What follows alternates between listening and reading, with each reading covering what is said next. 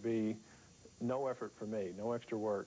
I just want to be able to do it. I don't want to have to go to my PC and sit down at my PC and log into an account. I just want to be able to turn on my cell phone or open up my PDA and do my application and get at the data. Is that because they want to spend less time at a desk or at a particular location? I think it's just the nature of the way people have been changing over the past few decades. It used to be that people didn't mind driving all the way to the downtown areas and doing their business downtown.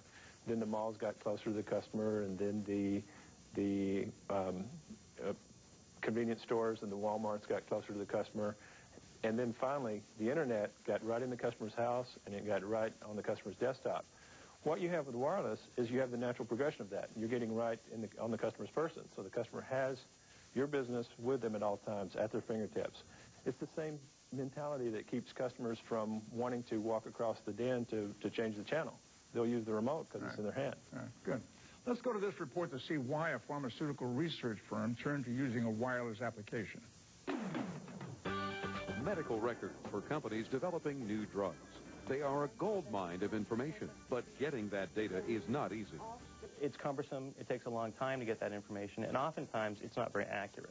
But that's changing. Morpace Pharma Group conducts research for drug companies.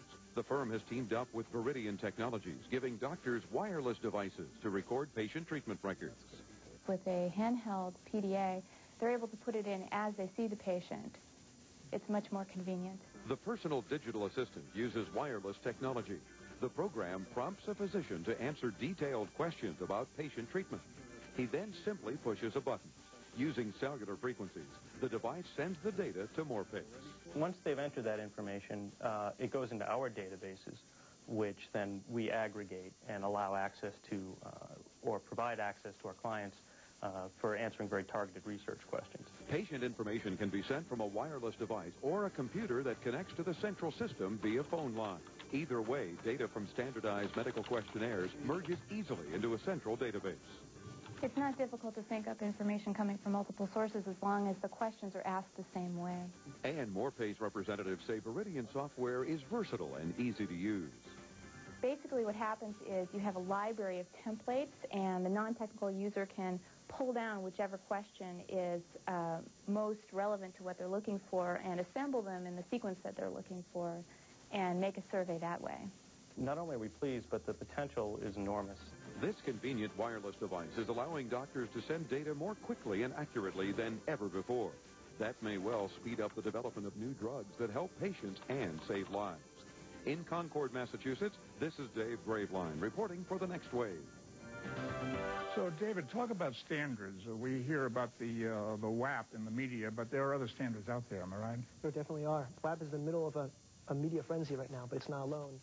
There's some other solutions, for example, one from Palm Incorporated called web clipping. Actually, that's a type of technology that their solution is based off of. So web clipping right now is a very popular standard with PDAs in the handheld market. What does web clipping do? Web clipping basically goes out and searches the internet for the right type of formatted web pages and just picks and chooses from that selection and downloads it into a server from which your PDA can access. Mm-hmm.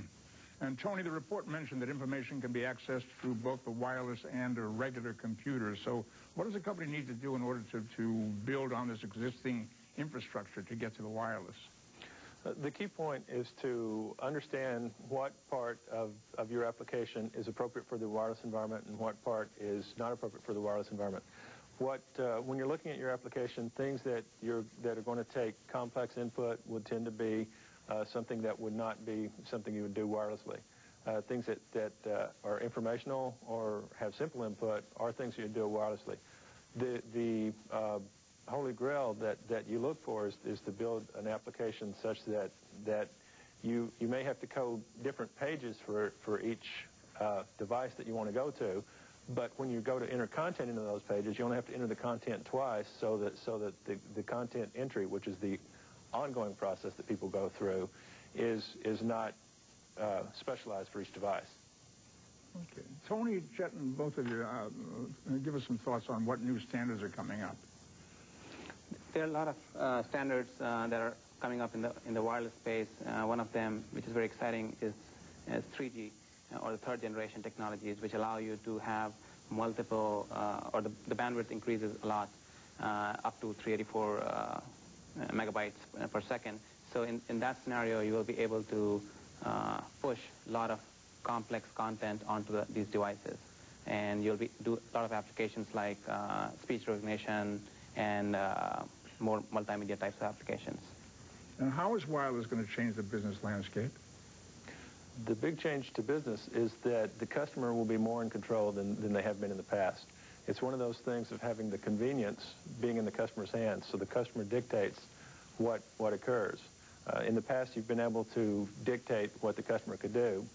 If people are controlling things by what's in their hand right then, right there, where your business is located no longer matters as much.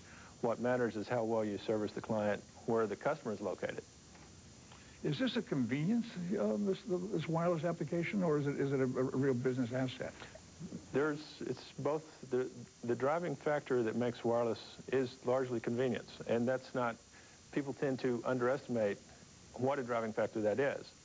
People have been studied with wireless devices versus going to the internet, and if they had a favored e-commerce site to use, and that e-commerce site was turned off on their wireless application so they wouldn't use it, it would take about 2 weeks for them to stop using that site and start using its competitor. Convenience is, put another way, has to do with the amount of time people have and how much they value it. And what you're looking for is to cut down the amount of time people have to do to interact with you. Shetton, you think wireless will completely take over? I think so. It basically allows people on the move, which people are increasingly tend to do.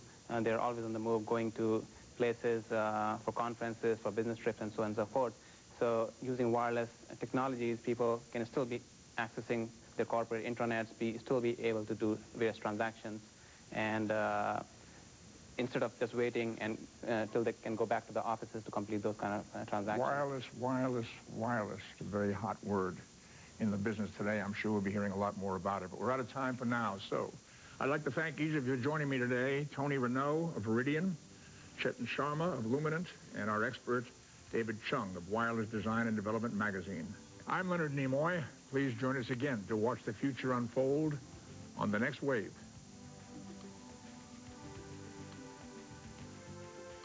A portion of this series is sponsored by eBusiness Advisor Magazine and Conference, the guide to success in the new world of e-business. www.advisor.com.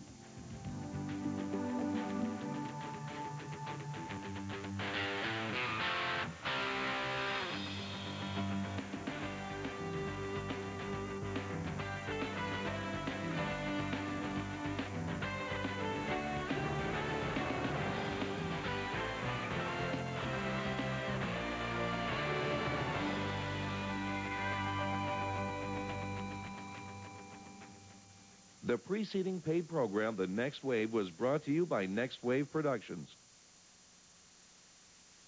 The proceeding is a paid